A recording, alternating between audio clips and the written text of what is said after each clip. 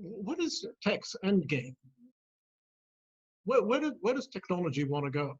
And a part of that is who actually controls technology. So I think we were talking about this a little earlier before the session started. Does technology have a life of its own, and therefore it must expand in a certain way? Or do technology executives actually control the direction that technology takes? I think the last thing first, yes, I think executives do control the role of technology and where it's heading. But I think it's also fair to say that there is certainly the risk of technology getting its own life and just running away because of the opportunities that, massive computational capacity delivers. Yeah. Cloud computing is a game changer in so many ways, because it's basically the enabler of AI or machine learning in a more fundamental way. But I think that goes back to the responsibility, which I'm repeating myself like an old broken record here.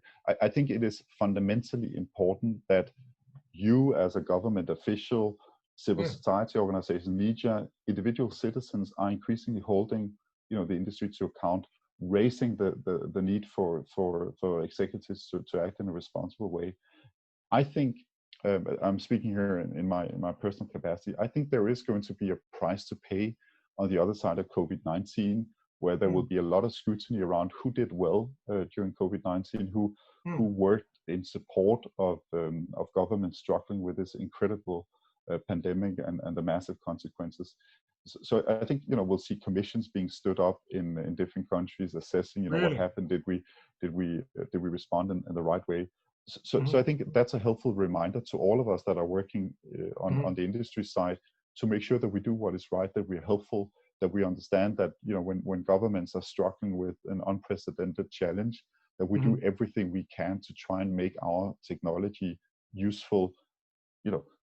Simple things like bots for the healthcare system, reducing the workload on healthcare workers that are overstretched. It might seem like a small thing, but if you can take away 10% of the working responsibility for a doctor or nurse that are working on COVID-19 patients, that's a very significant release of horsepower to do what is good for patients that are in difficult needs. So I think there are many examples on how our technology will be helpful in times of crisis, but fundamentally it's also about making sure that as we look into the next 5-10 years, the next couple of decades, that the power of technology, and again, I'm optimistic about it, but that really works to the benefit of everybody in an inclusive way, to the benefit of societies in general.